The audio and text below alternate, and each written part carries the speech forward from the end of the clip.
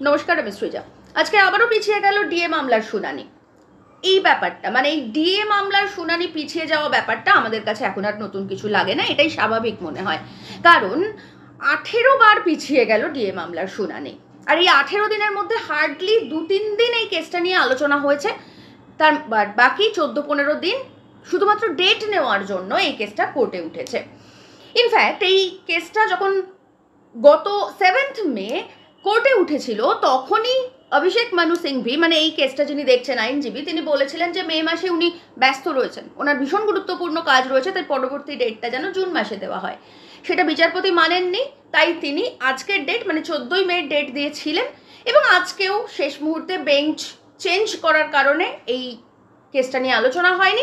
আগামী শুক্রবার দিন আবারও হবে বলে শোনা যাচ্ছে, বা কোর্টের তরফ থেকে, সুপ্রিম কোর্টের তরফ থেকে তেমনই জানানো হয়েছে। আসলে অভিষেক মানু সিংভির কাছে এই ডিএ মামলাটা এতটাই গুরুত্বহীন যে ওনার মনে হচ্ছে যে এবছর জুন মাসে না হয়ে যদি আগামী বছর জুন মাসে হতো তাহলে আরও ভালো হতো। কারণ উনি জানেন বিষয়টা আসলে ছেলে খেলা চলছে।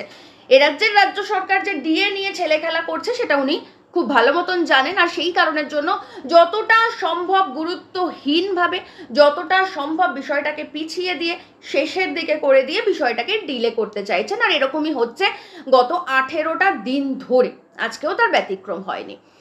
এবার কোর্টের কাজ কোর্ট করবে, কোর্টের বিষয় নিয়ে তো আমি এর থেকে বেশি কিছু বলতে পারবো না, কারণ আমি আইনজীবী নই। কোর্টের বিষয় এর থেকে বেশি কিছু জ্ঞান আমার নেই বা আমার জানা নেই। কিন্তু প্রশ্নটা অন্য জায়গায়। প্রশ্নটা হচ্ছে যে এই ডিএ মামলাটা চলছে কেন? কারণ মমতা ব্যানার্জি বলছেন যে সরকারি কর্মচারীদের ডিএ দেওয়ার মতন পয়সা তাঁর কাছে নেই। কিন্তু প্রশ্ন হচ্ছে যে আমরা বিষয়টা যখন দেখি রাজ্য সরকারের, তখন কিন্তু সিনারিওটা পুরো উল্টো দেখি। কিরকম দেখি? আমরা দেখছি যে এই 18 দিন ধরে অভিষেক মানু সিংভি তিনি সুপ্রিম কোর্টে উপস্থিত হচ্ছেন, প্রেজেন্স থাকছে ওনার। কিন্তু আমরা জানি যে অভিষেক মানু সিংভির মোটামুটিভাবে একবার প্রেজেন্সের জন্য তিনি টাকা নেন প্রায় 15-16 লক্ষ টাকা। তারপরে তার জুনিয়ররা রয়েছে, তো সব মিলিয়ে আবার সেই জুনিয়রদের টাকা রয়েছে, তো সব মিলিয়ে প্রায় 1 কোটির কাছাকাছি আমরা একটা টেন্টেটিভ ধরতে পারি, প্রায় কোটির কাছাকাছি একটা খরচ। তারপরে ধরুন এখান থেকে কলকাতা থেকে লোকজন দিল্লি যায় প্রত্যেকবার ফ্লাইটে, সেখানে গিয়ে থাকে, হোটেলে থাকে, খাওয়া দাওয়া করে, সেটার খরচ রয়েছে। তো এই এতগুলো খরচ উনি করতে পারছেন। আমরা দেখলাম কদিন আগে দীঘায় জগন্নাথ মন্দির হলো 250 কোটি টাকা খরচ করে। আমরা দেখতে পাচ্ছি লক্ষ্মীর ভাণ্ডার বেড়ে যাচ্ছে। তো এই খরচগুলো উনি করতে পারছেন, এবং তার থেকেও গুরুত্বপূর্ণ হচ্ছে যে 26,000 শিক্ষক এবং অশিক্ষক কর্মচারীর চাকরি চলে গেছে, উনি তাঁদেরও ভাতার ব্যবস্থা করতে পারছেন, ওনার কাছে টাকা রয়েছে। কিন্তু শুধুমাত্র সরকারি কর্মচারীদের ডিএ যেটা প্রাপ্য, যেটা অধিকার, সেটার টাকা উনি দিতে পারছেন না।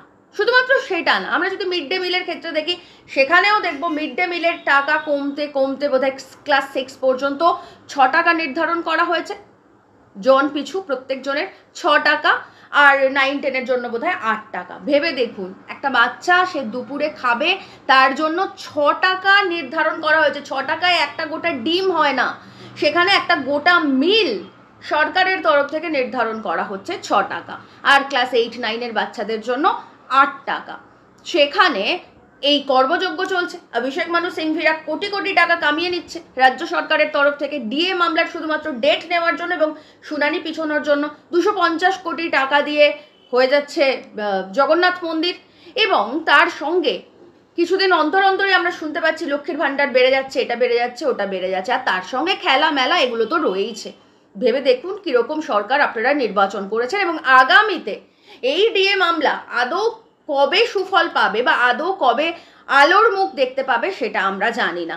তাই আগামীতে যখন সরকার নির্বাচন করবেন, তখন এই ডিএ মামলার কথাটা বা এই ডিএ মামলায় প্রত্যেকদিন শুনানির কথাটা মাথায় রেখে তবেই আগামীর সরকার নির্বাচন করবেন।